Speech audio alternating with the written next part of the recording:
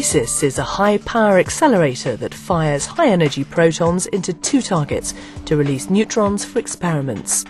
A world-leading centre for research, ICIS provides facilities for over 2,000 scientists from 30 countries visiting each year.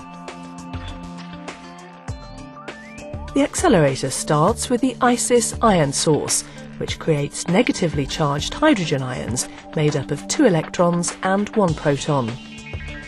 These are then fed into the first of 3 accelerators. This accelerates the ions and focuses them, like an optical lens, for entry into the second accelerator, a LINAC. The LINAC accelerates the ions up to 35% of the speed of light. The ions are then transported to the third and final accelerator, a circular synchrotron. As they enter, the ions are stripped of their electrons by a thin foil, leaving the bare protons.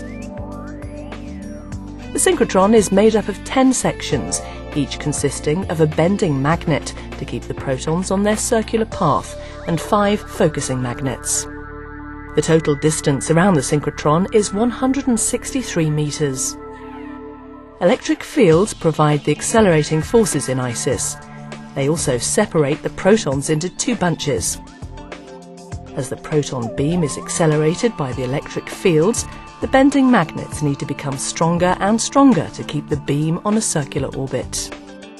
The magnetic fields are over 10,000 times more powerful than the magnetic field on the surface of the Earth. After 12,000 revolutions of the synchrotron, the protons are now travelling at 84% of the speed of light. At this speed, they could travel 6 times around the Earth in just 1 second. The proton beam passes through a thin carbon target, producing muons for experiments before hitting the primary target to produce neutrons. Each proton produces about 20 neutrons. A separate beamline takes protons to the ICIS second target station. This target is optimized for low-energy neutrons, providing greater capacity at ICIS and opening up new areas of research.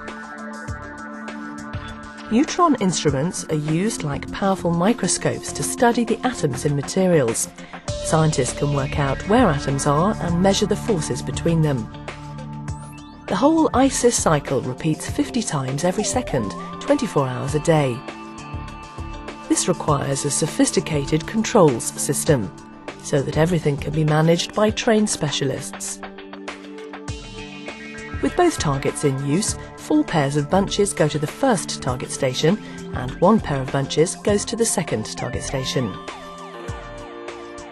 ICIS employs around 360 people to continually develop and maintain the accelerator and research instruments. Together they enable world-class researchers from across the globe to get the very best results.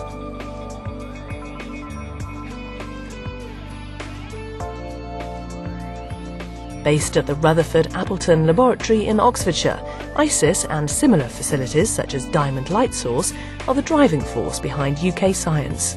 With plans for further instruments for the second target station and continuing research, development and investment, ICIS will continue to be at the forefront of UK science.